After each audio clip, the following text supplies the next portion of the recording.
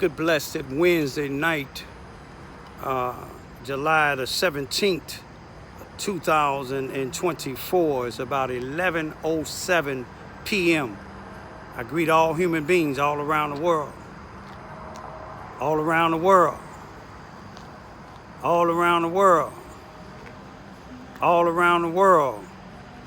All around the world with the universal greetings of peace and the blessings of God be with you. Doesn't matter what your political, philosophical, personal, nor your religious beliefs may be.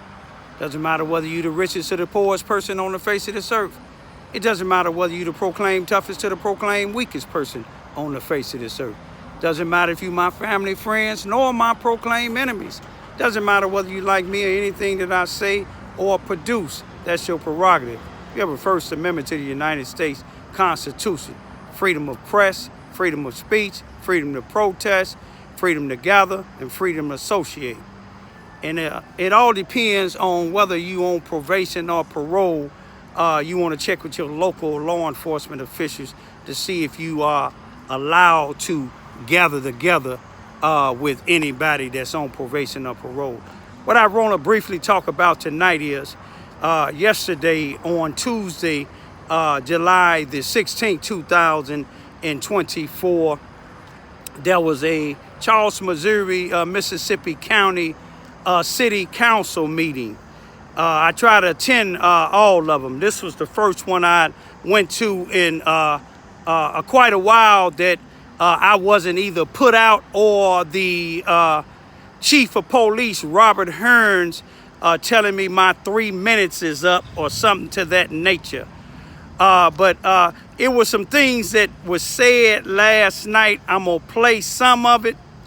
But it was some things that kind of shocked me, that with all the things that's going on the west side of town in Charleston, Missouri, which is 99.99% black, the city manager was reading off of some of the things, and I think to him and some of the city council meetings, not all members, not all, if the shoe fit, wear it. Some of the people that was at the city council meeting, not all, if the shoe fit, wear it.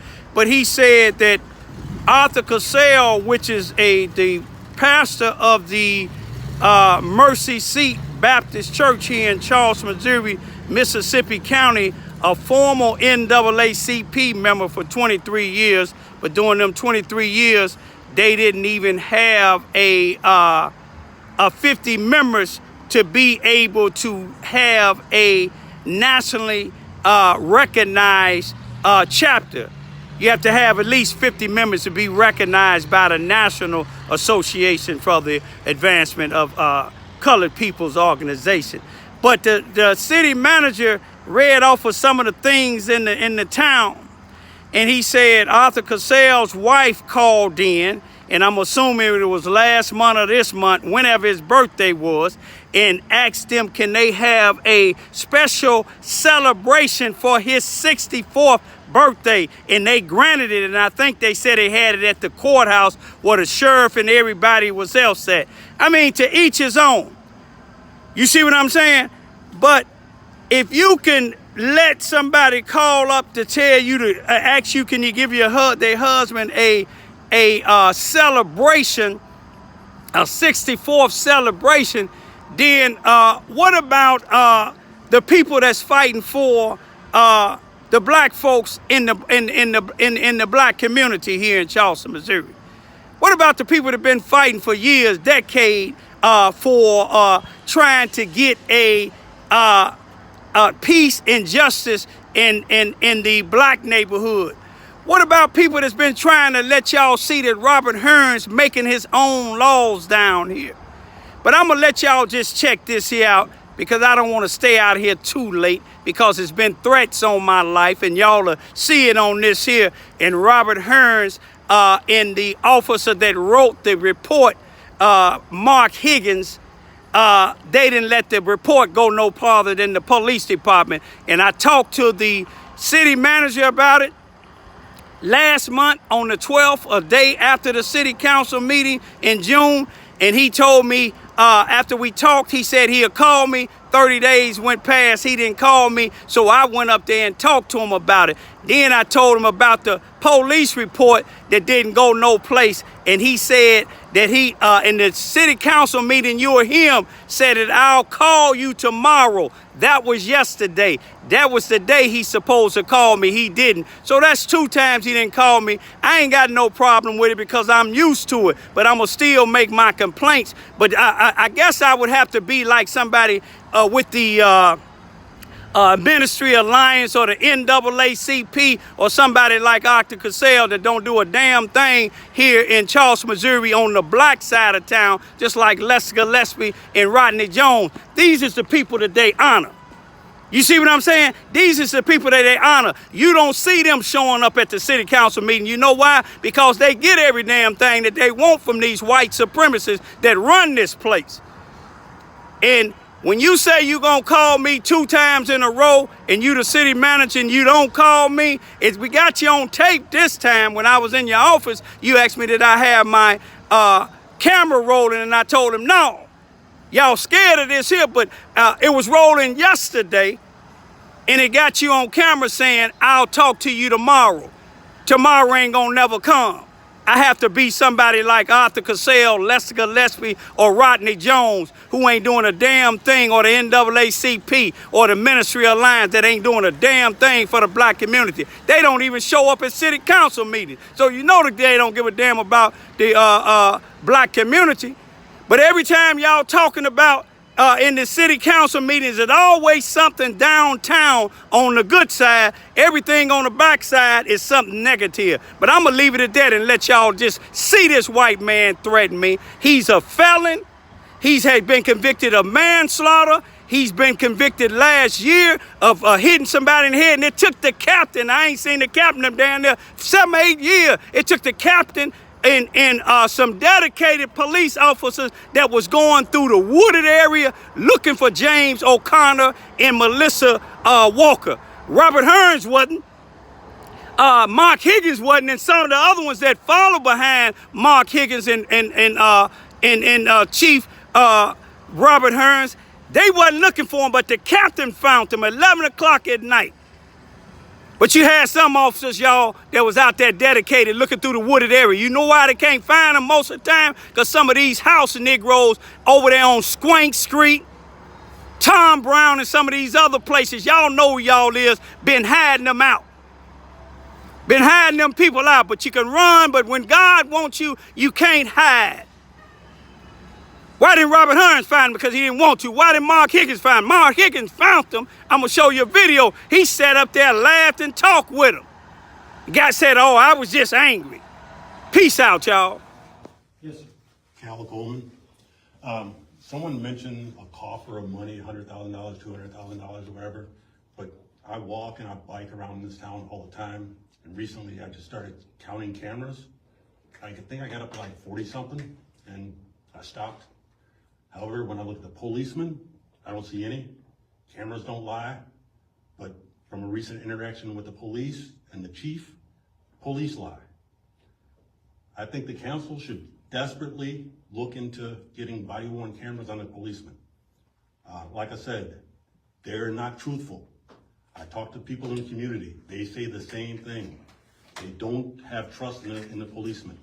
And without accountability and transparency, there will be no trust. And they'll continue to do what they want to do to the people of this community.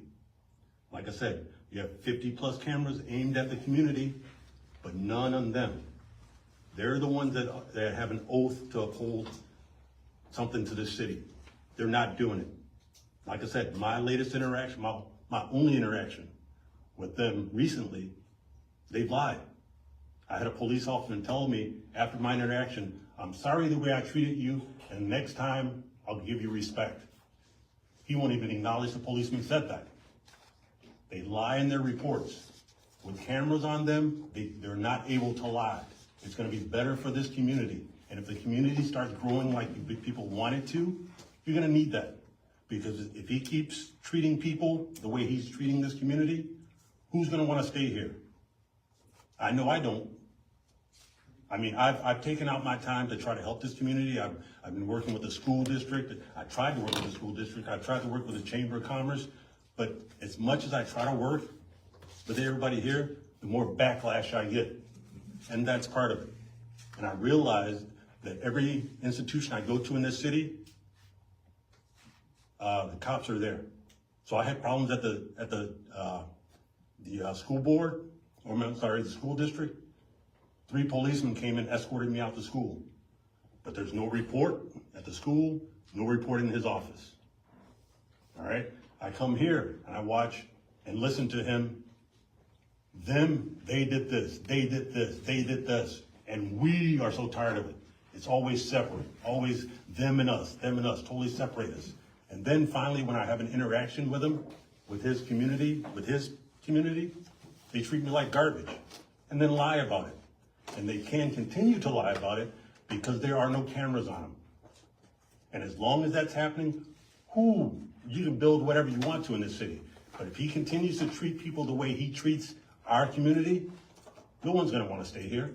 Who wants to build here? Who wants to deal with stuff like that? And again, there has to be accountability.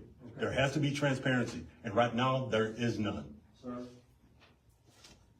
I appreciate what you're saying, but have you come to this group? What I wanted to say, I wanted to give confirmation to what Mr. Cal said as far as getting a citizen review board to oversee the police, and I'm gonna tell you why. I don't have a problem with all the police because, I get along with those that enforce the law. The reason why I said that, you said go to the city manager. I went to him last month after the last city council meeting because every time I come, my 3 minutes is up, or if one of y'all asks me a question, I'm not able to finish it because the chief of police, I guess he's the sergeant of arms, put me out or shut me down. I'm not gonna even go 3 minutes. The reason why I said it, last time I talked to the city manager, I believe it was Friday, I was supposed to bring you something back. It was kind of late, but I gave it to Miss Williams. I believe she put it on your desk. It was a police report made from May the 17th of 2024, and then it was a follow-up where the police report was made for a guy that said he got a contract out on my head. Same guy that y'all said that you took off the streets for the dogs. The dogs, they got them out of that. That ain't the main thing. This guy and his girl is convicted violent felons. And I showed him where the chief of police, when the police wrote this report, the chief of police, when they found the guy, the chief of police closed the case. And when I came back after the city clerk came off of vacation on the 24th, I asked him why he closed it. He asked me, do I want to file charges? How am I file charges and you close the case when I got the guy on camera?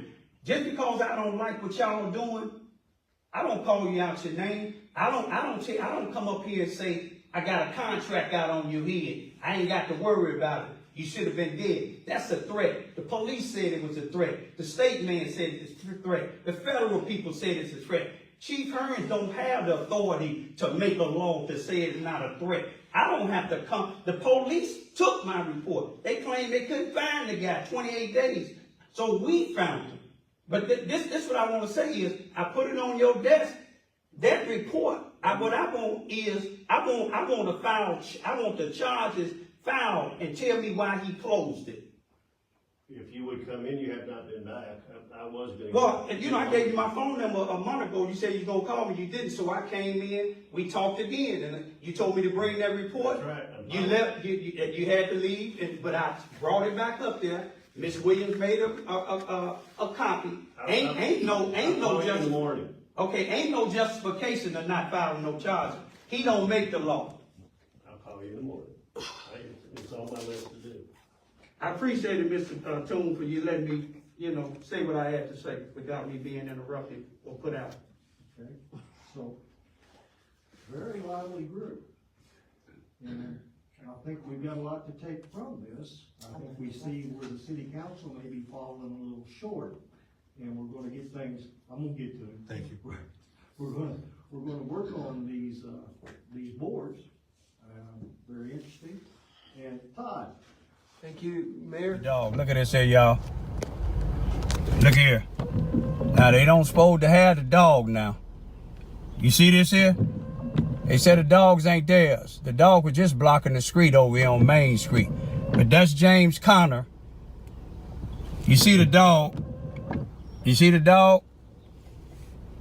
Now, wherever James Conner at, Melissa there. James Conner is on probation. 6 years, 6 years. He got probation 6 times for a year. All of them running consecutive, separate. You see, he know he can go right back here to Rodney Jones' property and the city property because they ain't doing nothing about it. Ain't doing nothing about it. How you doing, James Conner? Doing just fine, Mr. Raymond Ivy. Okay, okay. Stupid son of a bitch. Oh, is that what I am? Motherfucker, you know It- I'm a snitching motherfucker. Am I? Am I? You ought to be dead. Hey, oh, you say I ought to be dead? You ought to be dead, motherfucker. Okay, you know where I live, don't you? You're a snitching bastard. You know where I live, don't you? Calling ass bastard. Okay, okay, that go the other dog down there. Y'all can see the other dog right down there. You got a contract on your ass. Oh, you got a contract on me. That's a threat right there. Okay, okay, that's a threat right there. I ain't got to worry about it. Okay, all right, that's all I need to know. That's No, snitching hoe. That's all I need to know. You got a contract on me. That's a threat.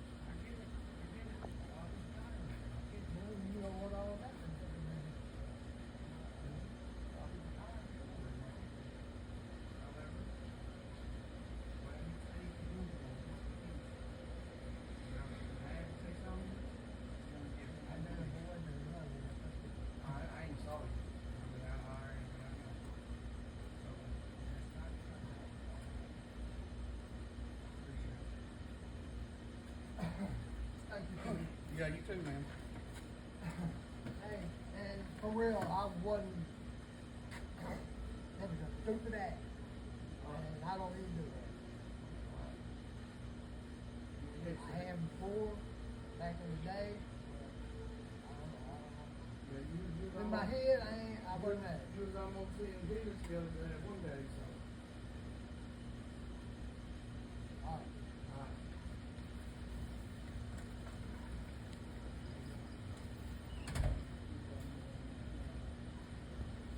About the report of on May the 17th, 2024, that Officer Higgins wrote concerning Jamie O'Connor threatening me. I know you signed on that, and then they said they couldn't find him in 28 days. Me and somebody found him, and then Higgins talked to him, and I see that you closed the case. Can I ask why? Do you want to sign a complaint? No, I'm asking you why did you close the case? I'd have to go back and review it. I don't recall off Okay. the top of my head. Yeah, he had found him, well, we found him in Higgins, and then I looked on the thing, and Higgins asked him a question, and he lied and said he didn't make the threats. Okay. Raymond. So, now, I just want to know why was it closed? I just, every time it's to be on YouTube. No, I'm just saying, I want to know why it's closed.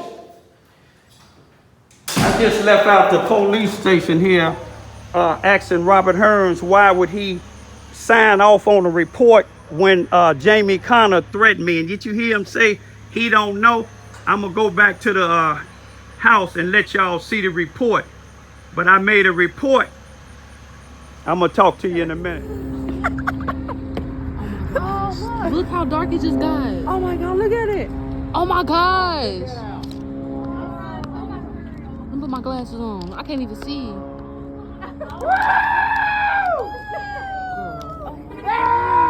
Take a picture. Oh my gosh. Look, look. They're really big. Look. Like, I'm not going blind. My fucking phone ain't blowing up.